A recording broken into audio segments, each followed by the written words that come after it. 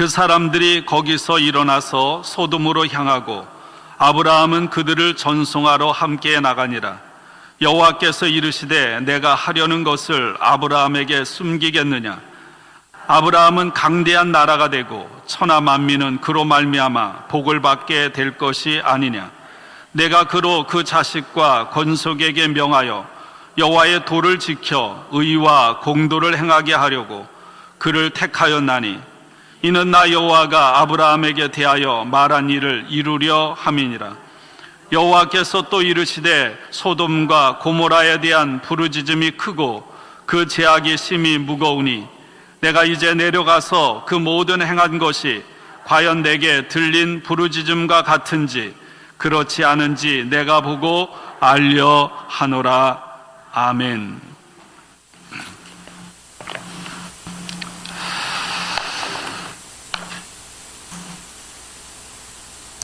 우리가 살아가는 세상 곳곳에 수많은 부르짖음들, 아우성 소리가 들려옵니다.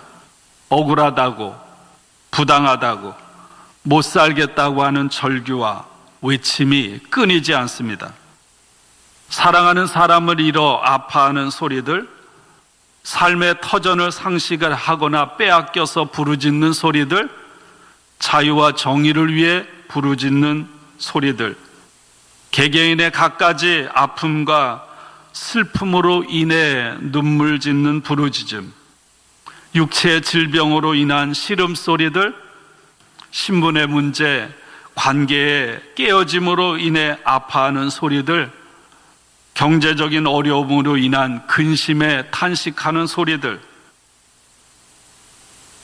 또 우리 주변에 그리고 우리의 고국에서 들려오는 소리들은 우리의 마음을 아프게 합니다. 최근에는 정의를 지키는 보루인 경찰, 고국의 검찰, 사법부 판사들의 행태, 다 그런 건 아니지만 그런 걸 보면서 과연 법이 제대로 서 있고 작동하고 있는지 의심스럽게 만드는 일들이 연이어 벌어지고 있습니다. 힘 있는 사람을 여러분 구속시키는 일이 정말 하늘의 별 따기처럼 어려운 것 같아요. 근데 힘없는 사람들은 작은 거 죄 하나 범죄해도 구속되고 감옥에 갑니다. 정치인들의 행태는 계속해서 우리들을 실망만 시키고 있습니다. 그래서 사람들은 정치인들에 대해서 좋은 곱지 않은 평가와 시선을 보내고 있습니다. 여러분, 정치라는 거, 나는 정치 싫어, 나는 정치에 관심이 없어, 그렇게 자주 말하는 사람들이 있습니다.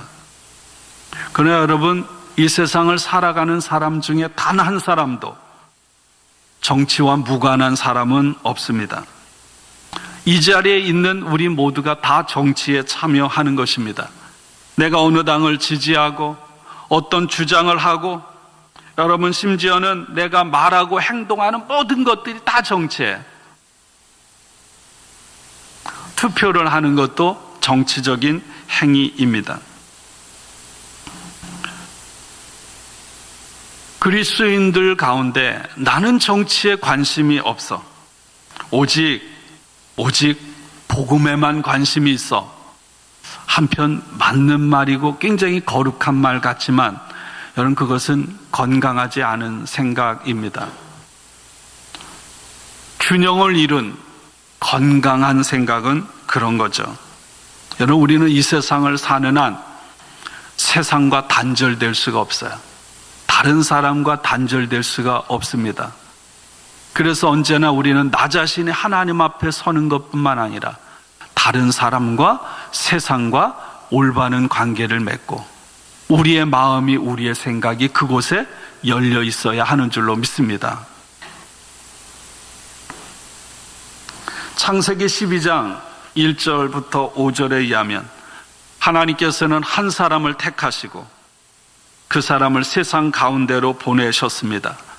죄와 악이 가득한 세상 속에 나그네로 살아가게 하셨습니다. 바로 그 사람이 누구죠? 아브라함, 그 사람을 선택하고 하나님께서는 약속을 맺으셨습니다. 창세기 12장 1절입니다. 내가 너에게 보여줄 땅으로 가라. 아브라함은 고향, 친척, 아버지의 집, 그가 살고 있는 땅을 떠나라는 하나님의 명령을 받았습니다. 그리고 내가 너에게 보여줄 땅으로 가라는 명령을 받았습니다. 하나님께서 아브라함에게 보여주실 땅입니다. 그 땅은 이제까지 살던 내 고향, 내 아버지 집, 그곳처럼 익숙하고 편안한 땅이 아니라 한 번도 가보지 못한 땅, 앞에 어떤 일이 벌어질지 알 수 없는 완전히 새로운 땅입니다. 하나님께서는 까닭 없이 그렇게 하신 것이 아닙니다. 하나님께서는 아브라함을 위해서, 아브라함을 통해서 하실 일이 있기 때문에, 다시 말하면 하나님께서 아브라함에게 복을 주시고 아브라함을 통해서 세상에 복을 주시기 위해서 그렇게 명령하신 것입니다. 성경을 보면 이 세상 가운데 아브라함과 아브라함의 후손이 큰 민족을 이루고 아브라함의 이름이 크게 되는 것, 두 가지. 하나님께서 아브라함에게 복을 주시고 아브라함을 크게 만드는 그런 일을 행하시기 위해서 하나님께서 아브라함을 부르셨고 아브라함에게 새로운 곳으로 가라고 명령하신 것입니다. 여러분, 이것이 우리가 살아가면서 원하는 거 아니에요? 나와 내 후손이 복을 받고 내 이름이 크게 되는 거. 여러분, 그거 원하잖아요. 그 일을 위해서 몸부림치지 않습니까? 근데 여러분, 이것이 내 소원이 아니라 하나님께서 우리에게 주신 소원이요, 하나님의 약속인 줄로 믿습니다.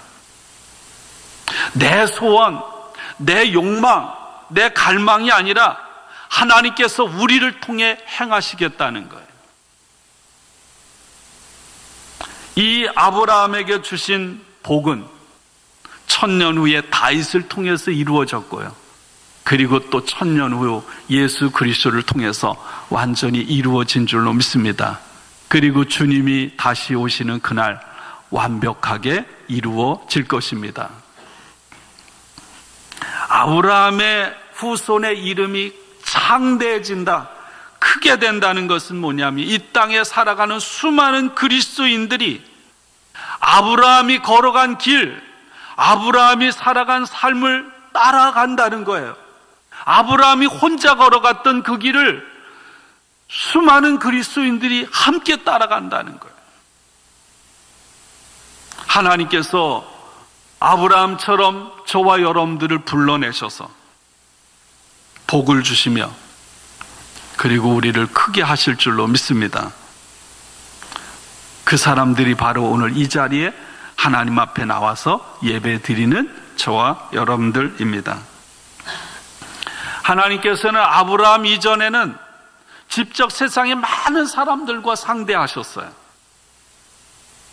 여러분, 모세가 장인의 충고를 듣기 전에는 모세는 이스라엘 백성 전부를 상대하셨어요. 너무너무 힘들어서 지친 거예요. 그래서 누구를 세우죠? 1000부장, 100부장, 50부장, 10부장을 세우는 거죠. 그것처럼 하나님께서는 창세기 12장에 이제는 오직 한 사람, 아브라함, 그리고 그를 통해서 낳을 아브라함의 후손을 통해서 일하실 거예요. 땅의 모든 족속이 아브라함으로 말미암아 복을 받을 것입니다. 그러면 하나님께서 이제까지 행하시던 세상 많은 사람들에 대해서 눈을 감아버리고 세상의 모든 사람들에 대해서 아예 외면하고 딱 한 사람 아브라함만 선택해서 아브라함에게만 복을 주시는 것인가? 그렇지 않아요. 이제부터는 하나님의 방법을 달리해서 아브라함 안에서 그리고 아브라함을 통해서 세상 다른 사람들에게 복을 주실 것입니다. 아브라함의 후손을 통해서 온 세상 모든 사람들을 회복하시고 구원하실 것입니다. 이것이 하나님의 세상 다스리심이신 것입니다. 여러분, 이제부터는 모든 것이, 세상의 모든 민족 백성들이 아브라함의 행동, 아브라함의 삶에 달려 있는 것입니다. 아브라함은 이제는 더 이상 한 개인이 아니에요. 아브라함은 이제는 온 세상의 모든 민족을 책임지는 그는 공적인 하나님의 사람이 된 것입니다. 여러분, 우리는 아브라함을 가리켜서 뭐라고 하나요? 믿음의 조상이라고 말합니다. 그렇다면 다시 말하면 우리 그리스도인들은 아브라함의 후손인 거예요. 우리의 삶 또한 아브라함처럼 이 세상 모든 족속이 우리로 하여금 복을 받게 되는 하나님의 사람임을 믿습니다. 저와 여러분은 더 이상 나 혼자, 나만 하나님 앞에 서고 나 혼자의 인생을 살아가는 존재가 아닙니다. 아브라함은 이 하나님의 명령을 따라갔습니다. 아브라함을 하나님께서 가라고 하신 말씀에 순종해서 따라감으로 아브라함은 이 세상의 모든 민족, 하나님을 대항해서 죄를 짓고 헤매는 모든 사람들에게 복을 주시고 그들을 절망 죽음의 자리에서 건져내는 통로가 된 줄로 믿습니다. 예수님께서 우리를 향해 이렇게 말씀하셨어요. 너희는 세상의 소금과 빛이라고요. 여러분, 빛과 소금은 어떤 역할을 합니까? 빛이 자기만을 위해서 있다면 세상은 어둠으로 가득할 거예요. 소금이 자신만을 위해서 있다면 여러분, 썩어져 가는 것을 막을 수가 없고 맛을 낼 수가 없을 것입니다. 빛과 소금은요, 자신만을 위해서 존재하는 것이 아니라 다른 사람을, 다른 대상을 위해 존재하는 것입니다. 예수님께서는 우리를 향해 너희는 세상의 빛과 소금이라고 말씀하셨습니다. 하나님의 사람들, 그리스도인들이 살아가는 매 순간순간 삶의 자리에서 빛과 소금의 삶, 복의 통로가 되는 삶을 살아가기를 원하시는 줄로 믿습니다. 그렇다면 하나님께서 아브라함을 부르셔서 어떤 삶을 살라고 하신 것일까? 오늘 창세기 우리가 함께 읽은 말씀, 창세기 18장 16절부터 33절까지는 그 말씀을 우리에게 해주고 있습니다. 16절부터 33절까지는 소돔과 고모라 성을 멸망시키려고 하시는 하나님, 그리고 하나님이 마음의 계획을 듣고 그 소돔과 고모라 성에 사는 사람들을 구원해내려고 하는 하나님과 아브라함의 줄다리기예요. 아브라함이 헤브론이라는 곳에 장막을 짓고 살았습니다. 하나님께서 소돔과 고모라 성을 심판하기 위해, 멸망하기 위해 가기 전에 하나님께서는 아브라함이 살아가는 헤브론 장막집에 찾아오셨습니다. 그리고 이제 하나님이 아브라함과 함께 소돔과 고모라로 걸어가는 거예요. 그 성을 멸망시키기 위해서. 여러분, 오늘 저희들이 읽은 창세기 18장 18절 19절은요, 하나님께서 하나님의 사람들이 이 땅에서 어떤 삶을 살아야 하는지를 보여주는 유일한 성경 구절입니다. 아브라함은 지금 어떤 사람입니까? 지금 자기 땅도 없고요, 그냥 한 가족을 거느린 떠돌이입니다. 그런데 그가 강대한 나라가 되고 천하의 모든 백성이 아브라함 때문에 복을 받을 것이라는 거예요. 그럼 말이 돼요?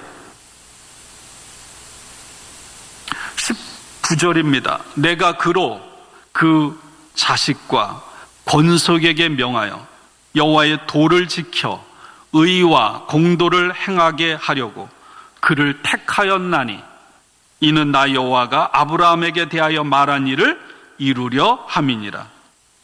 의와 공도를 행하게 하려고 아브라함을 택했다. 그렇게 함으로 창세기 12장에 하나님께서 약속하신 복이 이루어지게 하겠다. 여호와의 도라는 것은 무엇입니까? 우리가 걸어가야 할 길, 우리가 살아가야 할 삶을 말하는 거죠. 아브라함이 그 길을 걷는, 그 삶을 살아가는 표시가 뭐로 드러나야 된다고요? 의와 공도로 드러나야 한다. 아브라함은 이제부터는 이 땅에서 의를 행하고 공의를 행하는 삶을 살아가야 합니다.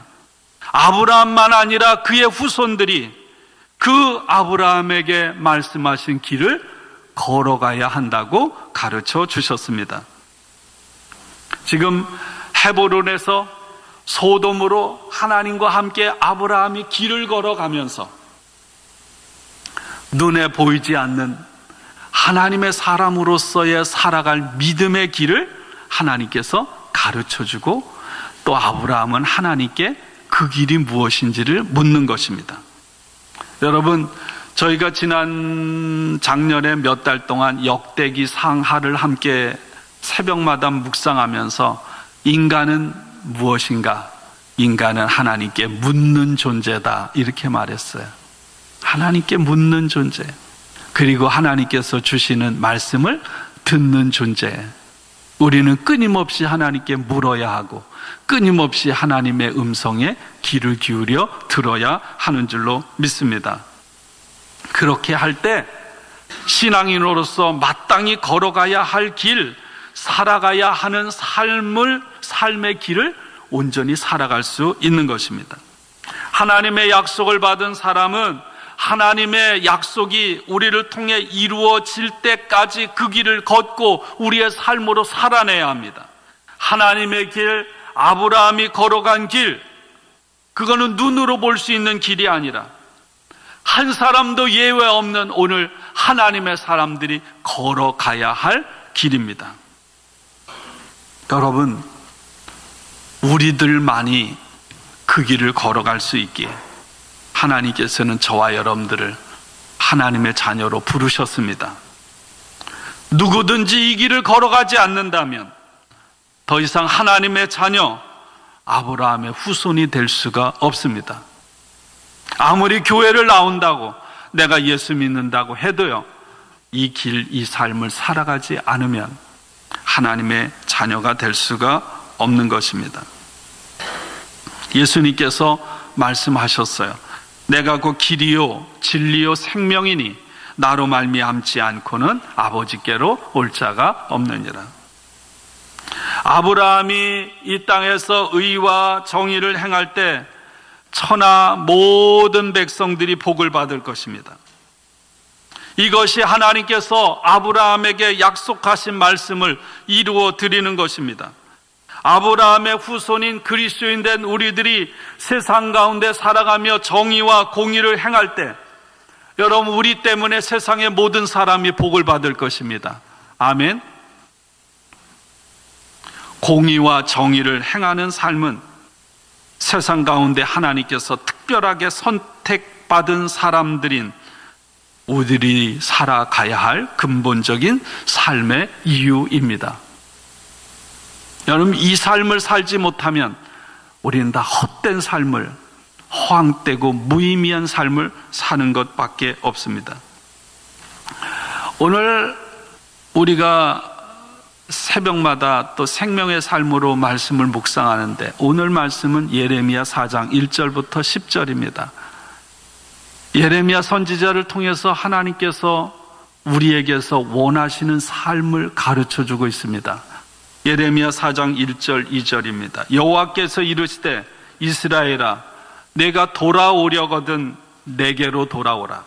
내가 만일 나의 목전에서 가증한 것을 버리고 내가 흔들리지 아니하며 진실과 정의와 공의로 여호와의 삶을 두고 맹세하면 나라들이 나로 말미암아 스스로 복을 빌며 나로 말미암아 자랑하리라. 우리 번역은 좀 어려워요. 표준 새 번역은 이렇게 말합니다. 그리고 내가 주의 살아계심을 두고 진리와 공평과 정의로 서약하면, 그렇게 살아가면 세계 만민이 주님의 복을 받고 그들도 주를 자랑할 것이다. 우리들이 하나님의 살아계심 앞에서 내가 진리와 공평과 정의로 살아가겠습니다 결단하고 그렇게 살아가면 세상 모든 사람들이 복을 받고 세상의 모든 사람들도 주님을 자랑하게 될 거라는 거예요. 이것이 하나님께서 저와 여러분을 위해서 목적하신 삶이요, 하나님께서 원하시는 삶임을 믿습니다. 하나님께서 아브라함에게 요구하신 삶, 하나님께서 우리들에게 원하시는 삶, 정의와 공의를 행하며 살아가는 것입니다. 오늘 창세기 18장 18절의 말씀에 의와 공도를 행하게 하려고, 여기에서 나오는 의라는 말은 히브리어로 ጼ다카입니다. ጼ다카. 이건 뭐냐면 근본적으로 올바른 관계, 하나님과 나와의 올바른 관계, 나와 이웃과의 올바른 관계를 말하는 것입니다.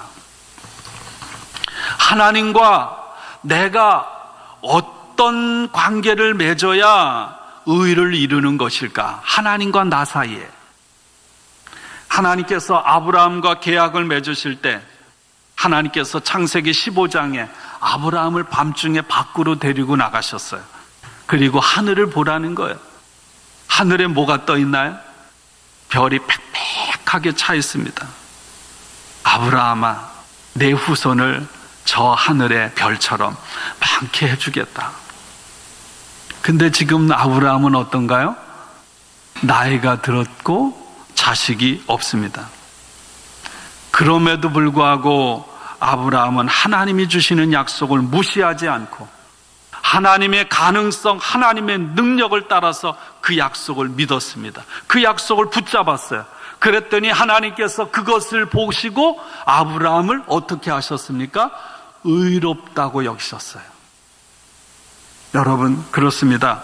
아브라함은 하나님의 말씀, 하나님의 명령을 지금 자신이 처해 있는 형편과 처지에 따라서 거절하고 나는 못한다고 하지 않고 자신에게 말씀하시는 하나님의 능력, 하나님의 가능성에 자신을 맞추고 거기에 예스한 거예요.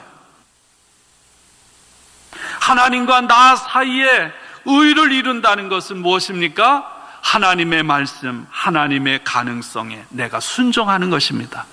믿음을 갖는 거예요. 저와 여러분이 그런 사람 되기를 축원합니다. 그러면 나와 다른 사람, 이웃과의 관계에서 의를 이루는 올바른 관계는 무엇일까요? 서로가 서로 마음을 같이 하는 것입니다. 내가 다른 사람의 처지에 대해서 마음을 같이 할 때 하나님께서는 그 모습을 보고 올바르다, ጼ다카를 사는구나, 너는 의를 이루고 사는구나 라고 평가해 주시는 것입니다. 성경은 이렇게 말하죠. 예수님은 내 이웃을 내 몸과 같이 사랑하라고요. 남의 허물을 들추어내지 않고, 우리가 정말 넘어지기 쉬운 거 아닙니까? 이웃에게 악을 행하지 않는 것입니다. 이웃을 비방하지 않는 것입니다. 굶주리고 어려운 사람들을 불쌍히 여기는 마음을 품고 그들에게 찾아가서 돕는 것입니다. 상대방을 무시하거나 함부로 여기지 않고 도와주는 것입니다. 힘이 있다고 갑질하지 않는 것입니다. 상대의 아픔에 대해서 아파하는 마음, 긍휼히 여기는 마음, 공감하는 것입니다. 그렇게 할 때 그것이 바로 나와 이웃과의 올바른 관계가 이루어지는 것, 의를 이루는 것임을 믿습니다. 하나님께서 그렇게 살아가는 우리를 보시고 뭐라고 하세요? 너는 의롭구나. 너는 의롭구나. 로마서 12장 15절에 사도 바울은 이렇게 말했습니다. 기뻐하는 사람들과 함께 기뻐하고. 이게 쉬운 것 같죠? 쉽지 않아요. 남들이 잘 되고 기뻐하면 배 아픕니다. 그렇죠? 우는 사람들과 함께 우는 거예요. 그것이 바로 째다카, 의를 이루는 삶입니다. 예수님께서 말씀하셨어요. 내가 대접을 받고자 하는 대로 내가 대접하라. 무슨 말씀입니까? 뒤집어 말하면 내가 하기 싫은 일은 남에게도 시키지 말라는 거예요. 이스라엘 백성들은 이것을요, 사람과의 관계에서뿐만 아니라 물건을 사고 팔고 관계에서도 이 째다카가 이루어지는 삶을 살았어요. 그래서 신명기나 레위기 이런 데 보면 째다카의 저울이라는 말이 나와요. 무슨 말씀이냐 하면 이런 거죠. 이 의의 저울이라는 것은 나에게도 남에게도 어떻게 적용해야 돼요? 똑같이 적용해야 돼. 한국에 보면 가끔씩 막 저울추를 속이고 대박의 사이즈를 모르게 줄여서 그런 거는 의를 망가뜨리는 거죠. 여러분, 하나님에게는 이 의, 하나님에게는 이 째다카가 있습니다. 하나님은 고통 중에 있는 사람들을 돌보십니다. 그 처지를 불쌍히 여깁니다. 팔을 내밀어서 건져주십니다. 아파하는 부르짖는 사람의 소리를 귀 기울여 들으십니다. 우리는 하나님께서 행하시는 일을 보면서 하나님을 향해 과연 하나님은 의로우십니다. 하나님을 찬양합니다. 여러분, 이 하나님의 우리를 향하신 마음 아파하심, 마음을 같이 나누는 것 때문에 하나님께서 우리와 같은 죄인의 몸을 입고 이 땅에 오셨고 나를 대신해 죽으심으로 저와 여러분이 구원을 얻은 줄로 믿습니다. 오늘 창세기 18장 18절에 공도라는 말은 잘 안 쓰는 말이에요. 오늘 쓰는 말은 정의, 이렇게 말합니다. 정의, 히브리어로 미슈파트라고 합니다. 이것은 재판이라는 의미를 갖고 있어요. 재판을 통해서 내린 판결이 악을 행하는 사람에게는 심판이 주어지고요, 억울한 사람에게는 구원이 되어야 하는 거예요. 이게 재판의 원칙이에요. 하나님께서는 그 원칙이 세워지도록 법을 만들었어. 여러분, 사회에 법이 왜 있습니까? 죄를 지은 사람은 심판하고 억울한 사람은 풀어주기 위해서 만들어진 거예요. 법의 근거에서, 규례의 근거에서 재판에 올바른 판결을 내려야만 그 사회가 올바르게 굴러가는 거예요. 그러기 위해서 법과 제도적인 장치를 마련해서 구조적으로 그 사회에 정의가 실현되도록 만드는 거예요. 한국에나 여기서 여러분, 법은 어디에서 만드나요? 국회에서 만들어요. 검찰총장이 반기를 들죠? 부당하다고. 검찰은 누가 권력을 줬나요? 국민이 권력을 줬죠. 근데 그들이 국민이 준 권력을 부당하게 사용했습니다. 그러니까 그것을 올바르게 잡겠다고 하는데 거대한 한국의 검찰의 권력은 정면으로 반기를 드는 거예요. 자기들이 뭐라고?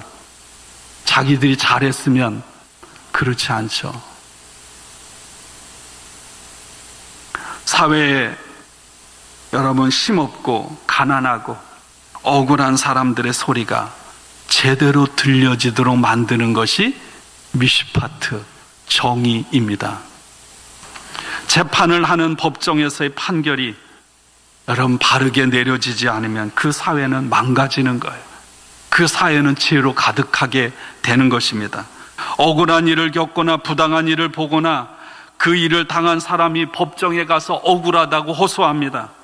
그리고 그 옆에 살아가는 사람들이 그 사람을 불쌍히 여기면서 그 사람을 위해서 법정에 가서 그렇다고 증인이 되는 것입니다. 이웃이 당한 고통을 내 고통으로 여기면서 모른 채 하지 않고 나아가서 증인이 되는 것입니다. 그것이 바로 째다카 의를 행하는 거예요. 법정에서 그 사람의 호소, 부르짖음을 듣고 재판관은 올바른 판결을 합니다. 그 사람의 외모나 그 사람의 주위에 흔들리거나 뇌물을 받지 않고 올바르게 판단을 합니다. 그럴 때 정의가, 미시파트가 이루어지는 거예요. 법정에서 판결을 내리는 판사는 우리와 똑같은 인간 아닙니까? 호소하기 위해서 나온 사람들을 그 아픔을, 부르짖음을 듣고 그 아픔을 내 아픔으로 공감하면서 부당하게 그것이 어떤 힘 있는 사람에게 쏠리지 않고 그 약한 사람, 힘없는 사람들의 올바른 억울함을 풀어줌으로 인하여 째다카 하나님의 의가 이루어지게 만드는 거예요. 그런 면에서 이 째다카와 미시파트 하나님의 의와 정의는 따로가 아니라 하나인 거예요. 신명기 1장 17절은 이렇게 말합니다. 외모를 보지 말고 귀천을 차별 없이 듣고 사람의 낯을 두려워하지 말라. 이렇게 할 때 정의가 이루어지는 사회, 국가가 되는 거고요. 그 안에 살아가는 사람들은 째다카라는 의를 이루며 살게 되는 줄로 믿습니다.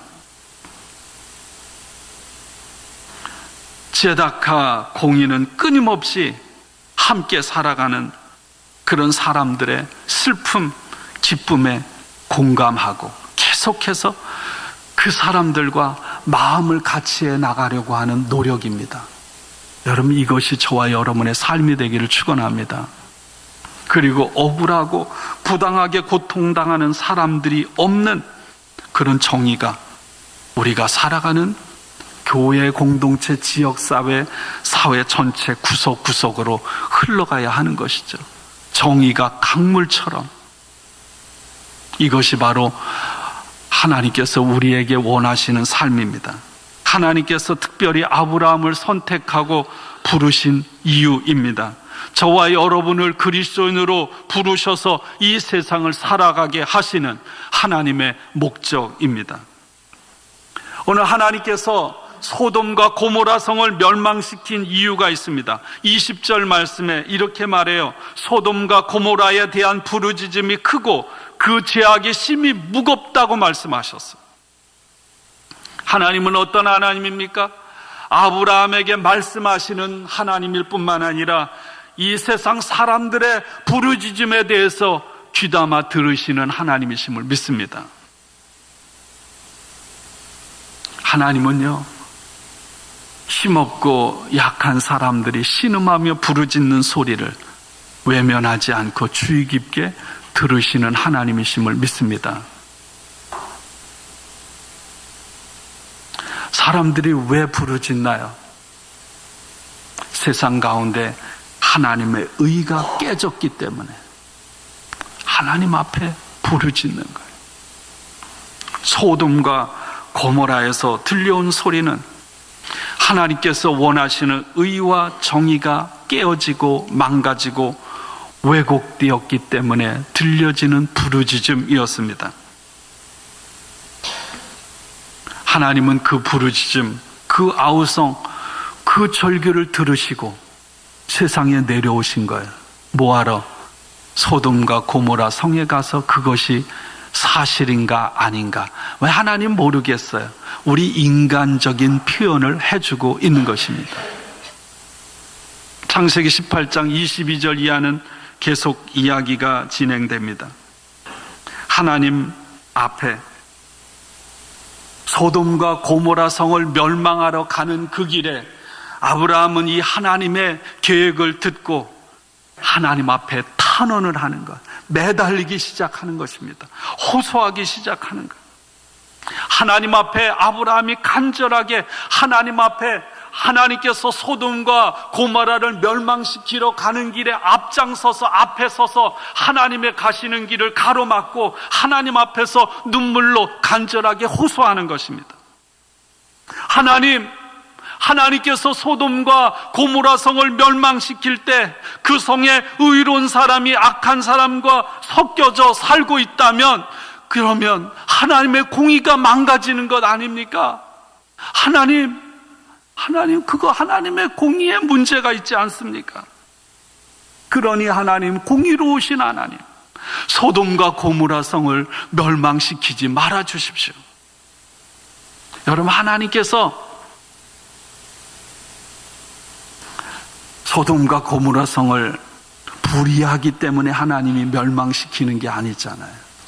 그럼에도 불구하고 오늘 아브라함은 하나님의 의로우심에 기대서 하나님 앞에 그 성을 멸망시키지 말아달라고 호소하고 있습니다. 그러다가 안 되니까 어떻게 하나요? 하나님의 긍휼하심에 의지합니다. 하나님의 긍휼하심, 하나님의 용서하시는 사랑에 의지해서 하나님이 용서해달라고 하나님의 가는 길을 가로막는 거예요. 그래서 조금씩 양보하기 시작하죠. 하나님이 유명한 빼기가 여기에 나와요. 뺄셈, 수학, 산수죠. 뺄셈은 하나님 앞에 아브라함이 호소합니다. 하나님, 이 성에 의인 50명만 있으면 이 성을 멸망시키지 않으시겠습니까? 그래, 찾아보니 없어요. 하나님, 한 번만 더 의인 45명이 있으면 이 성을 멸망시키지 않겠습니까? 그래, 하나님, 한 번 더 간구합니다. 이 성에 의인 40명만 있으면 이 성을 멸망시키지 않겠습니까? 그래, 없어요. 하나님, 이번에 또 구합니다. 이 성에 의인 30명만 있으면, 의인 20명만 있으면, 의인 10명만 있으면 이 성을 멸망시키지 않겠습니까? 그러나 하나님과 아브라함의 지금 숨막히는 이 소돔과 고모라 성의 운명을 두고 지금 담판을 하는 거예요. 6번에 걸쳐서 하나님 앞에 묻고 있습니다. 근데 여러분, 아브라함의 이 호소는 어떤 거예요? 내 문제입니까? 아니에요. 내 문제가 아닙니다. 다른 사람들의 문제를 가지고 하나님 앞에 하나님을 가로막고 서 있는 거예요. 전혀 알지도 못하는 사람들, 한 번도 만져본 적이 없는 사람들의 운명을 위해서 하나님 앞에 서 있는 거예요. 여러분, 이제까지 아브라함은 한 번도 하나님의 말씀을 거역하지 않았어요. 하나님이 가라고 하면 보양, 본토, 친척, 아비집을 떠나서 전혀 알 수 없는 미지의 길을 떠났던 사람이에요. 그런데 이번에는 정말 무례하게도 불공경하게도 50, 45, 40, 30, 20, 10 그런 아브라함의 모습을 우리는 만나게 됩니다. 소돔과 고모라 성의 멸망의 자리에서 그 땅의 백성들의 구원을 위해서 하나님 앞에 매달리는 아브라함을 우리는 만나게 됩니다. 하나님의 처음에는 의에 근거해서, 그 다음에는 하나님의 긍휼하심, 하나님의 사랑에 근거해서. 여러분, 이것이 아브라함이 걸어간 길이요, 바로 그 길이 예수 그리스도께서 걸어가신 길임을 믿습니다. 하나님의 의는요, 무조건 잘못하면 칼을 빼서 자르고 심판하는 의가 아니고, 하나님의 의는 용서하시는 의인 줄로 믿습니다. 하나님의 의는요, 소돔과 고모라 성을 멸망시키는 의가 아니에요. 그러면 아브라함과 그렇게 6번에 걸쳐서 뺄셈을 할 필요가 없어요. 하나님의 의는 한 사람도 멸망받지 않고 모든 사람의 구원에 이르게 하는 의인 줄로 믿습니다. 그 의를 이 땅에 오셔서 완성하신 분이 예수 그리스도입니다. 자신의 이익과 영광을 위해서가 아니라 자신과 아무런 상관이 없는 한 성의 백성들을 구원하기 위해서 자신의 온몸을 던져서 매달리는, 다른 사람들의 삶을 구원하기 위해 살아갔던 아브라함의 삶. 여러분, 그것이 바로 우리 믿음의 조상 아브라함이 걸어간 길이요, 살아간 삶입니다. 여러분, 우리가 한 번도 가보지 못한 아프리카 부시아의, 우간다의 부시아의 그 장애인들을 위해서 우리의 삶을 나누는 것은 바로 이 사랑인 줄로 믿습니다. 여러분, 그건 너무 거창한가요?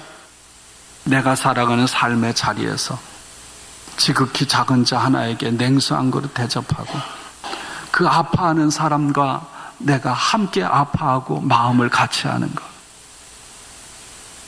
그 사람의 억울한 소리가, 그 사람의 보잘것없는 소리가 외면당하지 않도록 하는 것이 바로 하나님께서 원하시는 삶의 모습이요, 그것이 아브라함이 걸어간 삶이요, 예수께서 걸어가신 삶이요, 저와 여러분들이 걸어가야 할 삶의 모습임을 믿습니다.